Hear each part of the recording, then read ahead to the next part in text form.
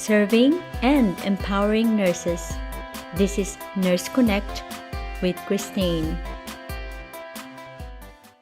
Hello, nurses. And today, hi there, Lesley. Hi. Hi, Yes, everyone. we have here beautiful Lesley joining us today in our podcast. And we're so glad that Lesley has spent her time with you guys to help you to be getting your registration, what to do after you pass your OSCE. And so we can't thank you enough, Lesley. Thank you for joining us today.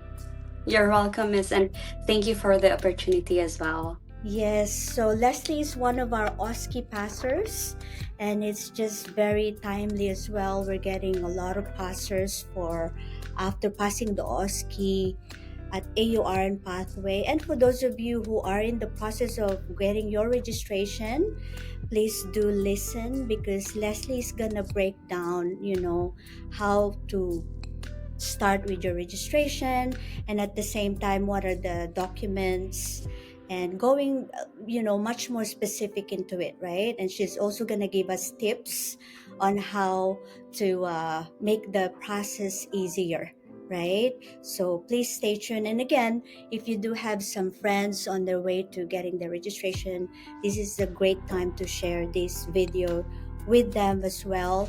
And Lesley, as we all know, is a registered nurse. If I haven't said that before, but she is a registered nurse in Australia.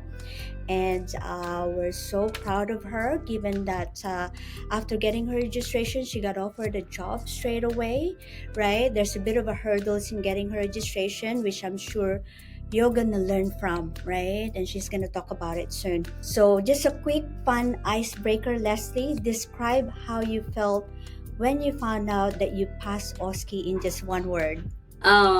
Speechless. I could not believe it, Miss. I was speechless. Wow. Yeah, that's a great way to describe it, right? Because I guess it's speechless because there's now a great future awaits you in Yeah. Australia, right? And for some of the nurses, I'm hearing a lot of stories like they've been in Australia for too long, they've been struggling a lot. They've been on a student visa for a long time, and some of them like overseas, it's just been a heavy work for them and all that, right? But that's the goal, right? To be a registered nurse in Australia. So congratulations, by the way, Lesley, for achieving that. It's such a excellent, milestone, a step up to getting your registration in Australia 100%. But now, Lesley, there's a few questions, right? Let's talk about the first step after passing your OSCE. I do encourage the nurses that are listening right now, though, as early as after you've taken your OSCE, I think it's very important, isn't it, Lesley, to gather the documents already, right? Yes. Before you even get your result, if you think you've already passed, right? Very important to gather all of that. But the question to you, Lesley, once you got that pass email from AHPRA, they would obviously update your portal, right? Yes. And they will put it as registration. What was the very next step that you have done, or tell the nurses what needs to be done? And did AHPRA guide you, or did they email you like clear instructions, or do you need to figure things out yourself? And how soon did you apply for registration after OSCE? So I got my pass letter last January 30. I took the OSCE last year, December 5, and got my email January 30th. And after I got that email, I started working on gathering all the documentations that I need for the registration. And while I was gathering my documents, I realized that my PRC license from the Philippines had already expired. And I did not even notice it because I was busy studying for the OSCE. So since you need an active license, to request for a certificate of good standing, I had to renew it first before I could move forward. So it's really important to double check your documents even while you're still studying for OSCE. You need to double check if they're active or not, because you will really need it for registration. AHPRA is very clear with their instructions. They're very straight to the point, which really helped a lot. And I'm also really glad that I'm a part of AuRN community, because it was a huge help for me. I was able to ask some of my friends who have been through the same process, because those extra tips and heads up, you will not get that from the official email from AHPRA. You will know all those small details from friends who have been through the process as well. So it really helped to be a part of AuRN pathway community. After I got my email, I was really hoping to do my registration process immediately. I was hoping to apply right away after after receiving the pass email last January 30. But as I've mentioned, I ran into a bit of an issue regarding my PRC license that has expired. So I had to renew it first, and it can take a while, much more if you're in overseas. It takes a while to renew your license. So before I can request certificate of good standing. So that pushed things back a few weeks. Ideally, I would have submitted everything within a few days, but I ended up lodging my application last March 10th, sorry, and I got my registration on May 10th. So my biggest advice is to always double check your home country registration. That's a great tip right there. So again, to help you in advance, guys, that's very important, right? Because otherwise, APRA wouldn't honor that, especially for those of you who have taken your NCLEX in Australia. If you do, take your NCLEX in US, I believe what APRA is looking for is just the graduation of obviously you have to show that you graduate bachelor's of nursing, right? Yeah. So that's another tip. If you've taken the US NCLEX and you haven't passed the board, that APRA honors it as well. All right. Yeah. And so did you guys see that, nurses, passing OSCE isn't the end yet, right? You do have still to conquer some documents for the next big milestone, isn't it? Yeah. So talking about the application for registration now, Lesley, could we make it clear for the nurses what sort of documents need to upload, things like, whatever you wanted to tell us, like proof of identity? Of course, Good Miss. good standing, yes, and 100% criminal history checks is very important. Yes. And what are the tricky parts in the paperwork nurses should be ready for, and how did you manage your deadline and keep track of everything? Yes. Thank you for that question, Ms. K. So the documents, there's quite a bit. You need to get ready. Your proof of identity. In my case, I used my passport and Australian driver's license. You need to upload criminal history check. It has to be through an Australian police check. The certificate of good standing from PRC, which needs to be sent straight to AHPRA, and the email is cogs@ahpra.gov.au. Your proof of English language proficiency. In my case, I took PTE. The result was out 2 days after. And of course, your OSCE result. And in my case, the tricky part was definitely the certificate of good standing. It's not enough to have a copy. It has to be sent directly from PRC to AHPRA's official email. And also to make sure that your documents are certified properly if AHPRA asks for certification of those copies. There's a lot actually going on with regards to registration process, but I was able to manage my deadline and keep track of everything through the checklist that I set up and the timeline I did for myself just to stay on track, because I was working almost every day, so it was kind of hard for me to keep track of everything. So I sometimes use phone reminders for things like expiry dates and follow-ups, especially for stuff like PRC processing and the police check, because it can take a while. And one thing I'd say that's very important, Miss K, is to always check your email because AFRA will always message you if they need anything else. So always check your email. Because in my case, the reason why it took me 2 months to get my registration, actually, Miss Case, my case officer emailed me asking for another certificate of good standing, this time from the Illinois Board of Nursing, because I did my NCLEX through them. But I never did actually registered in the US since I decided to focus my nursing career here in Australia. So I just did a score transfer from Illinois to AHPRA so I could go straight to OSCE. So because I'm always checking my email, I replied straight away and explained that I did not hold any active license in Illinois. And they were super quick to respond. So about 10 days later, my registration was approved. So yeah, stay on top of your emails because it really helps to keep the process very smoothly. Yeah, that's very important tips and documentation to take note of. Some of you nurses might have to pause this for a bit, and really write that down. Main thing to point out here is the criminal history. Remember, it has need to come from Australian police certificate, right? And That's also, correct. yeah, so we're hearing also certificate of good standing. This is also different from any other country, by the way, because if you do work like in a, United Arab Emirates country, there's extra certificate of standing, which is the hospital you've worked for before, right? And so other big tips here is also have that good communication with your previous work hospital. Otherwise, they might not issue your good standing certificate, right? So that's another tips there. And aren't we just so grateful that Lesley is talking about that?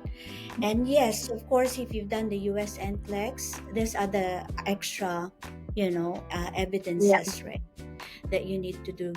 Bear in mind, whatever you've included on that registration application, be prepared for APRA for you to show evidence. And I love it when Lesley emphasized check your email, right? And don't just leave it unread. Make sure when you receive something from them, APRA is always Yeah. very specific anyway. All Yeah. right. And the other thing I just wanted to highlight also, Leslie, having to work for APRA before, is try and not to be too much relying on the nurses alone, because like recently there has been an update in terms of the English exam, right? Yes. So if anything, yeah, so if anything, everyone nurses try and go directly to the website, right? Because they're Yeah. very clear. And if there's any confusion or any question, the APRA should be, very attentive by now. They put more stuff in. I'm sure they're gonna, get back to you because that's their responsibility, right? Yeah. So instead of like waiting for your friends, also the other tip is go directly to APRA. They're also the best person to know that, right? We're also gonna link down below the recent English test requirements which APRA has updated. Okay, but yeah. So moving on. Thank you for that, Lesley. Orientation part two. Can you tell us a bit of that, Lesley? Because I believe after applying for registration or during registration, you would have this orientation. Is that right? Yes, exactly, Miss. So after you get your registration, if you check your portal, you will go straight away to orientation part two. So with the orientation part two, I started it a week or two after I got my registration, and AFRA will give you 6 months to finish it. It's all online and super manageable. It covers things like professional boundaries, cultural safety, and understanding the Australian healthcare system. Right. Yeah. Yes. And very important, of course, right? Because you need to Yes. be culturally appropriate, isn't it? Yes. Yeah. Well, this is, I think, what the nurses are waiting for as well, right, Leslie? What are the costs? The timeline and waiting. I know you've already talked about the timeline, a little bit of the timeline earlier. Mm. Which I'm sure now that you guys have an idea, it will be more fast track for you guys, for you nurses, right? But the question is, how long? So we've come now. You've submitted. How long did that registration come about? What costs, right? The nurses should budget for, or if you can break down the pricing that you paid to application for registration and any other immigration or other expenses, and what helped you stay patient during the waiting time. Yes, Ms. K, this is the cost is really important because it's not that cheap. But with the cost and timeline, if I did not have the license issue, and the AHPRA asking me for another certificate of good standing, it probably would have been only 2 to 4 weeks time. But because of the delay renewing my PRC license and responding to them regarding my certificate of good standing from Illinois Board of Nursing, it took me 2 months actually to have my registration. And the cost for it, aside from the OSCE fees that you will need, you should budget around $500 Australian dollars for your AFRA registration. PRC certificate of good standing usually costs about $50 to $100. Police check, it cost me $88. And if your license has expired, you also need to don't forget to include the cost to renew it annually. My PT exam was 450, and also some nurses might need to pay for additional cost of certifying the documents that they will submit to AFRA. And what helped me patient, this is really a good question, Miss K. What helped me to stay patient at that time was connecting with others as well that are going through the same process. And at the same time, I was preparing my CV for work because this time it's for Australian hospitals here in Australia. So I prepared my CV, fixed it, include everything, all the certificates I have, and researching for employers as well, and mentally preparing for the new role that I will have here in Australia. Good. I love that tips there, Leslie, by the way. Of course, while you're waiting for registration, you might as well prepare for the application of the job, right? And by the way, nurses, we do have like a resume building guide. You may look it up on our, we can also put the link below just to further guide you. We have really good interview on that one, how to lay out your resume better. But Mm, you guys heard it from Leslie. It's gonna take about close to $1,200, right? In terms of like putting that together for the registration. Yes, it doesn't stop after the OSCE with the payment, isn't it? But it's but every true. year now, yeah, so every year you still have to pay about $170, right, for the Mm, registration. So it's a lot less. And by the way, big tip here, you can claim that on your tax return, because it's part of the registration. So when you start working in Australia, you can definitely claim that on your tax return as well, right? Because it's part of yeah. your job. And yeah, and also yeah, so again, another tip from Leslie: on that waiting period, while she's patiently waiting, she's building up herself, getting ready to be practicing as an RN. I love that tip, by the way, Leslie, right? Because some nurses Thank you, don't man. even think of yeah, so we need to be nice and safe to practice. And so because being a registered in Australia, it is a big weight on that registration, right? Life as a registered nurse in Australia, Leslie, and a lot of nurses look up to you now. You've done it, right? And such a great feeling, I'm sure, right? And Leslie, by the way, currently is working in a nursing home. She has been privileged to have been accepted in a coronary cardiac unit, right, in a cardiac ward. So yeah, so it's exciting times for Leslie, and I believe she's going to be one of the nurse manager in in the hospital ward, right? We're declaring that in advance because I'm sure um, there's great future ahead of Thank you, Leslie. Miss Lee. I Yeah, look, when I've met Lesley, I never doubted her. From the time I've assessed her, I can already know you know this Lesley. Okay, I've said it again and again that you're gonna make it because I can just see how you showed me your character. First of all, is very important, right? That's why I know that you're gonna achieve more and more in your life, right? And so Thank you for tell us believing about, in me, Miss. of course, yeah. Thank you for being for sharing your your experience for registration so far. Life as a registered nurse, Leslie. What was your first day like as an RN? Here in Australia, is there any differences in practice compared to back home?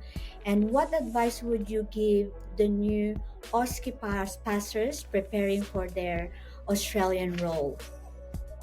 Yes, so when I first started in a nursing home, when I did my, I think it was morning shift at that time. It was so exciting, but it was also Mm-hmm. nerve wracking at the same time because I don't know the residents, I don't know my colleagues yet. But the team was very welcoming, and the system it's quite different. But I reminded myself that I have the skills. I just needed to adapt to the environment um, that I'm in. But it was very nice. Everyone is good here in Australia. They're very helpful, so you don't need to worry about it. And the difference, I think, compared back home, is that nurses here are very autonomous. There's also a big focus on documentation, patient education, and safety protocols. It's very important to bear that in mind if you're working here in Australia. And the advice that I can give to new pastors, um, especially for our AURN pathway pastors, is to be open to learning and don't be afraid to always ask questions and take the initiative. Because the more curious you are, that's a way of how you learn things faster. If you're curious about things, you have to ask and be open to it. Thank you so much, Leslie, for that. And I love that being autonomous, right? Which is, I keep highlighting this whenever a nurse enroll with our OSCE review. In Australia, you need to be, standing on your own. To be honest, right? As well as in Australia, you need to be knowledgeable as an RN, given that the patient relied on you, sometimes the doctor relied on you, right? So we're gonna talk about now, Leslie, about the power tips, right? We're gonna call it that. What are the top mistakes to avoid after passing your OSCE? What's one power tip that made your journey smoother? And looking back, how did the AURN pathway help you not just pass OSCE but also feel confident about the whole registration process? Apart from the community that you were saying yesterday, right? Mhm. Why very important to be in a community like this, and now we're doing this interview just to make sure that we further help not just the AUR and pathway nurses, but I believe this will open up a lot of opportunities for other nurses that are on their way, right, to getting their registration in Australia. So tell me more about it. Tell us more about it, Leslie. Okay, so thank you, Miss. For top mistakes that I think that you need to avoid after passing the OSCE is number one, not checking your license. It's really important for me because my registration got delayed because of it. So I will say it again to number one, always check your license validity in your home country. That delayed me, so I will share it to you. Also, not following up on document submissions. Like, don't assume everything is automatically received or processed. If you feel like it's been 2 weeks now and you have not received anything, you can always ask or you can always email AHPRA and ask for follow-ups. because I did follow up with my registration. That's why they were able to ask me about my certificate of good standing from Illinois board, because I followed up AHPRA. And the number one tip that made my journey smoother is that having a timeline and checklist, because it really helped me to stay focused, and it reduces the stress of forgetting something that's really important. So that's the power tip that I can give, to always have timeline and checklist. Right. Yes. And that's very important tips right there, by the way. Some of you might need to really,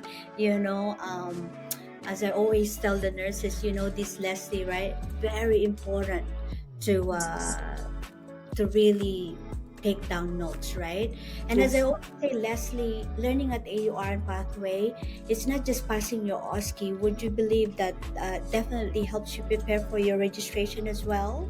Yes, definitely AURN. I am so lucky that I am a part of AURN family. Honestly, AURN pathway was a total game changer for me, because it was not just about helping me pass the OSCE, which is I'm very thankful to you, Miss K. But AURN pathway really helped me to become the nurse that I really want to be here in Australia. They really broke down all the steps after the examination, which can be which can feel super overwhelming at times, especially when you're bombarded with those documents that you need for your registration. So it helped me a lot, because it was very overwhelming, because I can reach out to Miss K or to any staff about questions anytime, and it made such a huge difference. I'm very grateful for all the support, right from reviewing for OSCE until finishing and getting that registration. Miss K and the whole team was very supportive of each and every one of us. They gave us the confidence to keep us going and to finally get through with the whole registration process. And I will forever be grateful to AUR and Pathway, and most especially to Miss K. Yes, I hope you're not just saying that because I'm here, right, Leslie? Never miss. I'm always saying that to everyone that I know. I'm just doing a joke, right? Yeah. So thank you so much, Leslie, for that. Very informative tips, right? Guidance. What are the things that really need to be highlighted after passing your OSCE? It's such a, I guess, eye opener as well for most of our nurses on their way to their registration. And AURN Pathway, of course, is here to help just in case you have any confusion. I've helped a lot of nurses as well if they have any questions, right? And yeah, it's very inspiring as well to hear from Lesley, what an RN in Australia that have already gone through the journey. It's just the a great source to for us to listen to help you with your registration in Australia. And again, of course, for those of you who are wanting or getting the registration, your friends, please share this video, and I'm sure they're gonna get a lot of help from this. And I do hope that if there's any comment, anything that you would want to ask with us, we're here to help you. And again, thank you so much, Leslie, for your time. We're so grateful for you. I'm sure the nurses, after watching this, they kind of say, "Thank you, Leslie," right, for for for opening up or spending your time with us. And so, nurses, if you have any questions at all, we're here to help you, and we're so glad that you've come here to our, watching this video today. Again, we're here for support, comment, like, subscribe, right? If you have anything at all that you would want to clarify as well, right? So, thank you once again, Leslie and nurses. Bye for Thank now. you, Miss K. Bye, everyone. Bye.